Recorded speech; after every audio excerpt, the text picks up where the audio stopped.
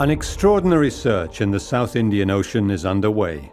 The Malaysian Airlines Flight 370, with 230 passengers and 9 crew aboard, and the Malaysian government joined forces to search for the aircraft and launched the most expensive search and rescue operation of all time. The resources placed at the disposal of the operation were impressive, but the size of the area was also awe-inspiring. More than 1 million square kilometers of empty ocean. The search continued for 4 years, and then the private oil prospecting company Ocean Infinity offered a success fee deal to find the plane. These 2 campaigns also drew a blank. Everything that we know about MH370 has been pulled together by both public authorities and private individuals to get a fleeting glimpse of what might have gone wrong aboard the flight. It is the evening of the 8th of March 2014. The flight for Beijing is ready for departure. There isn't a cloud in the sky, and 153 Chinese, 38 Malaysian, and a mix of other nationalities, including 2 Italians, are preparing for their flight to China. Captain Zachary Ahmed Shah and his co-pilot, First Officer Farik Abdul Hamid, are in the cockpit. They have been through security and are preparing the plane for takeoff. Neither has shown any sign of mental stress.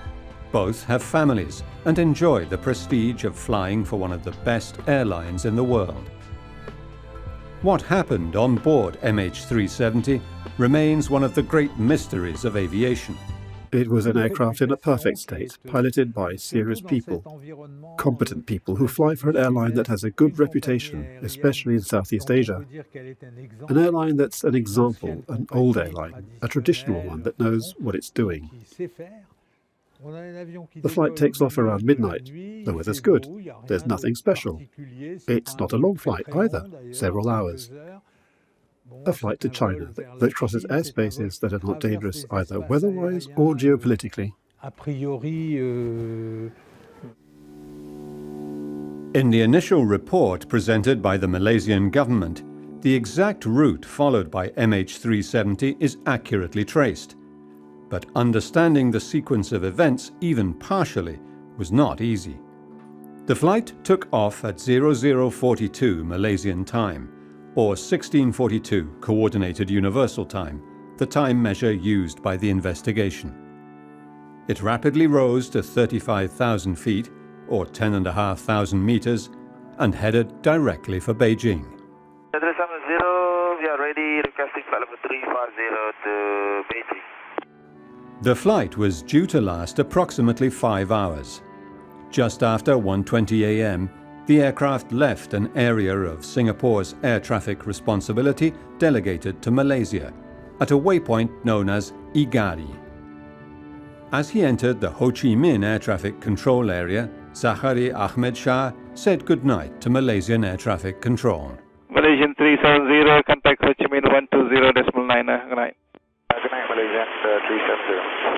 A whole lot of simple things happened in a few moments, just as one of the pilots turned the transponder off so it could no longer be seen by Kuala Lumpur. And they would have thought, that's a bit odd, but he's talking to Ho Chi Minh City.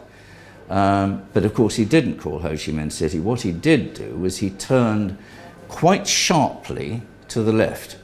MH370 disappeared from the air traffic control radar that traces the signals sent out by the aircraft's transponder with its individual call sign. Former Eurocontrol project manager and member of the CAPTIO group of investigators into the mystery, Jean-Luc Marchand, understands exactly what this means.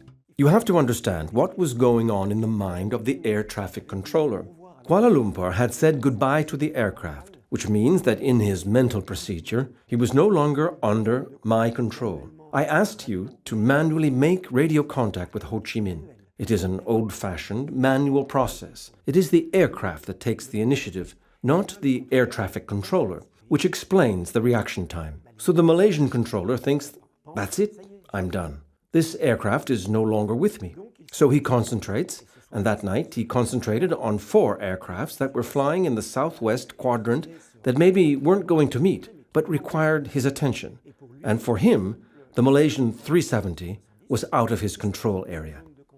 At 1:20 hours local time on the 8th of March 2014, all these communications ceased to function.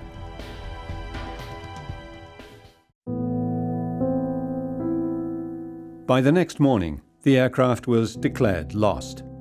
It never landed in Beijing.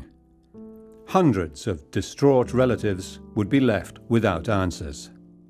239 of the passengers and crew on board MH370 are presumed to have lost their lives. 6 weeks after the aircraft disappeared, the satellite company Inmarsat was able to come forward with information of its own. The aircraft's Inmarsat receiver contacted the Indian Ocean satellite 7 times, beginning at 2:25 local time, an hour after the aircraft had disappeared, signaling that the system was booting up, proving that it had been turned off beforehand. Our interpretation is that when the aircraft's electricity was cut off, or that someone aboard turned off the electricity, there are 2 ways. There's the electronic bay, that is under the cockpit, that someone could have got into on the ground and stayed there during the flight, as it's pressurized, heated, habitable, and decide to open the main electricity disjunctors that turns the electricity off. What happens? The RAT, or a turbine, a little windmill, is deployed from the aircraft and produces a small amount of electricity, but enough to fly the plane, and enough hydraulics to activate the controls. Geometrically, the satellite could work out where, at what range from the satellite that aircraft was. Now, the range means it's anywhere on a big circle. Your GPS in your car finds 3 satellites, and it doesn't know where you are, your GPS. It knows how far you are from that satellite, and it also knows the distance to that one and the distance to that one.